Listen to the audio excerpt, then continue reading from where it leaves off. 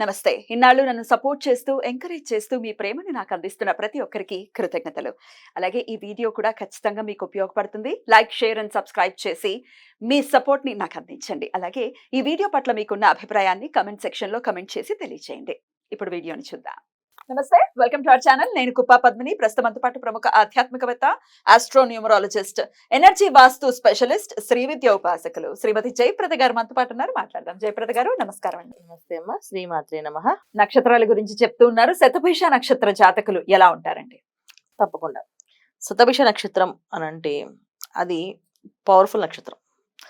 ఎంత పవర్ఫుల్ నక్షత్రం అంటే ఆ నక్షత్రానికి అధిపతి రాహు, కుంభరాశిలో ఉంటుంది. నీటి కుండ ఎలా ఉంది అంటే మన దగ్గరికి వెళ్ళి చూస్తే దాంట్లో నీళ్ళు ఉన్నాయా లేదో తెలియదు. కుండ మాత్రం అందంగా కనిపిస్తుంది. అలాంటి లక్షణాలు ఎక్కువగా ఉంటాయి వీళ్ళకి, శతభిష నక్షత్రం వాళ్ళకి.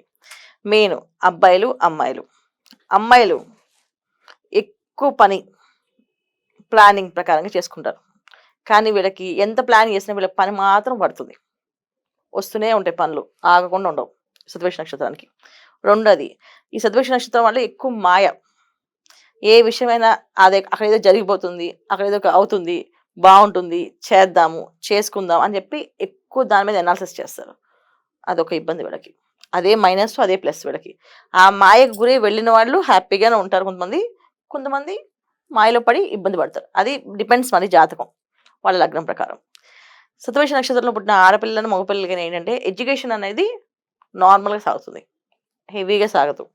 బ్రహ్మాండంగా ర్యాంకులు సాధించేటట్టుగా ఓ సూపర్ స్టార్ చదివినట్టుగా ఉండదు, చదువుతారు. కాకపోతే వీళ్ళకున్న అదృష్టం ఏంటంటే కుంభంలో ఉండడం ఒకటి, రెండు రాహు నక్షత్రము, రెండు శని భగవాన్ నక్షత్రం, శని భగవాన్ రాశి.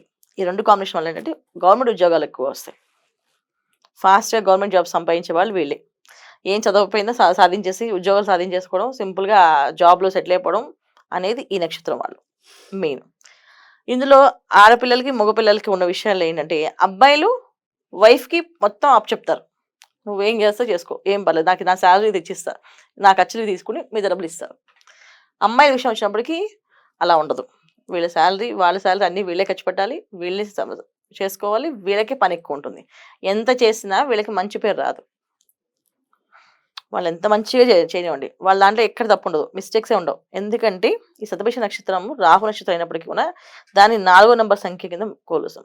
ఎప్పుడైతే 4వ నెంబర్ కింద కాంబినేషన్ వస్తుందో అందులో ఆడపిల్లలు మిస్క్యారేజెస్ ప్రాబ్లమ్స్, హెల్త్ ఇష్యూస్, ఇలాంటి ప్రాబ్లమ్స్ ఫేస్ చేస్తారు. అందుకే వాళ్ళు యొక్క ప్రతి విషయంలో జాగ్రత్తగా ఆచితూచి అడుగు వేసి లక్షణం ఎక్కువగా ఉంటుంది. కానీ ఇక్కడ జెంట్స్ వచ్చినప్పటికీ చిన్నప్పటి నుంచి వాళ్ళు ఇష్టం వచ్చినట్టు తిరుగుతారు, ఇష్టం వచ్చినట్టు ఉంటారు, ఈజీగా సంపాదిస్తారు. అంటే ఈజీ జాబ్ వచ్చేది అంటారు. అలా జాబ్స్ వీళ్ళకి శతభిష నక్షత్రం వాళ్ళకి రావడం. సో రెస్పాన్సిబిలిటీస్ తక్కువ, వీళ్ళ రెస్పాన్సిబిలిటీ ఎక్కువ.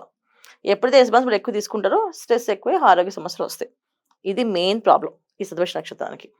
ఇది ఎట్లాంటి ఫీల్డ్స్ లో వీళ్ళు బాగా రాణిస్తారని అనుకోవచ్చు? మెయిన్ సర్వీస్ డిపార్ట్మెంట్స్, అంటే ఎక్కువ సర్వీస్ చేసే డిపార్ట్మెంట్స్ ఏమేమంటే గవర్నమెంట్ జాబ్స్ ఎక్కువ వస్తాయి వీళ్ళకి చెప్తాను కదా. ప్రతి విషయంలో వీళ్ళు ఆర్కిటెక్టింగ్ దాంట్లో, ఇంజనీరింగ్ దాంట్లో వీటిల్లో ఎక్కువగా ఉంటుందన్న.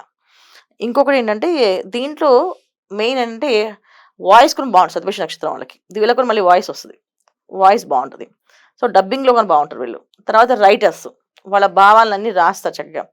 వీళ్ళు ఒక్కొక్క రోజు అంటే వీళ్ళకి ఈ రోజు ఇలా ఉంటుందని కాదు, ఒక స్టార్ వెలుగు వస్తుంది వీళ్ళకి. ఇప్పుడు అది ఎప్పుడో వస్తుంది తెలియదు. చాలా మందికి చిన్నప్పుడే వస్తాయి. చాలా మంది చిన్నపిల్లలే సూపర్ స్టార్లు అయ్యి వాళ్ళు యాక్టింగ్ చేసి తల్లిదండ్రులకి బాగా డబ్బు సంపాదించి పెడతారు కదా. ఆ జాబితాలో ఈ నక్షత్రం వాళ్ళు ఉంటారు. కొంతమంది పెద్ద అయిన తర్వాత స్టార్ వచ్చి వాళ్ళు ఒకేసారి టీవీలో ఏమంటారు రాత్రికి వీళ్ళు స్టార్ అయిపోయారు అంటుంటారు. అలాంటి నక్షత్రాలు ఇవి. సో వీళ్ళకి ఎప్పుడు సక్సెస్ అనేది వస్తుంది అనేది తెలియదు. అలాంటి స్థితిలో వీళ్ళ నక్షత్రం పర్ఫెక్ట్గా పర్మనెంట్గా ఉండదు. కానీ సామాన్యమైన జీవితం బాగుంటుంది, ఇబ్బంది లేదు.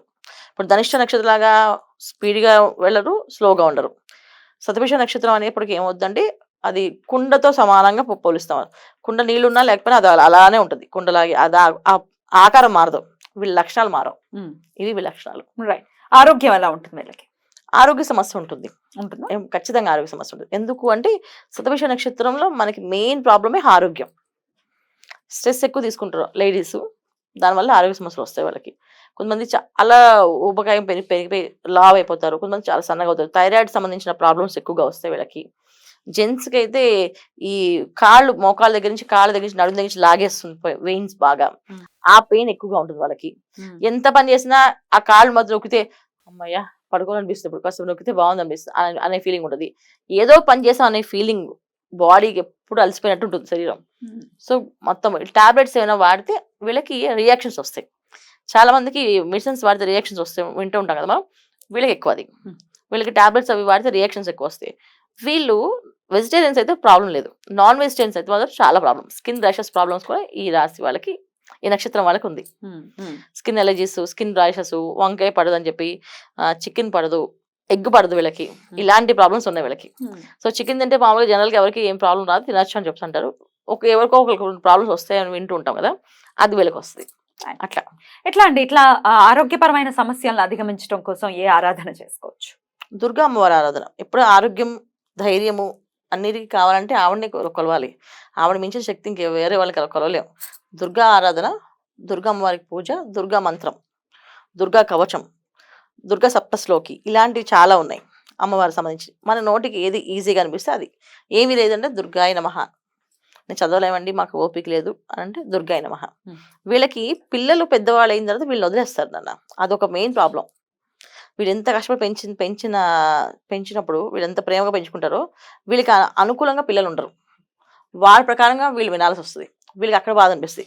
చిన్నప్పటి నుంచి మనం వీళ్ళు అమ్మ నాన్న మాట విని పెరుగుతారు, కానీ వీళ్ళ పిల్లలు వీళ్ళ మాట విని పెరగరు. అదే మెయిన్ ప్రాబ్లం. ఒక పీస్ఫుల్ లైఫ్ ని లీడ్ చేయాలి, ఇలాగో సౌమ్యంగానే ఉంటారని చెప్తున్నారు కాబట్టి పీస్ఫుల్ లైఫ్ ని లీడ్ చేయాలంటే దుర్గాదేవి కేర్ ఆఫ్ అడ్రస్ అని చెప్తున్నారు. ఖచ్చితంగా. థ్యాంక్ యూ సో మచ్ అండి. ఇక నెక్స్ట్ ఎపిసోడ్ లో పూర్వభద్ర నక్షత్రం గురించి మాట్లాడుకుందాం. నమస్కారం. శ్రీమాత్రే నమః.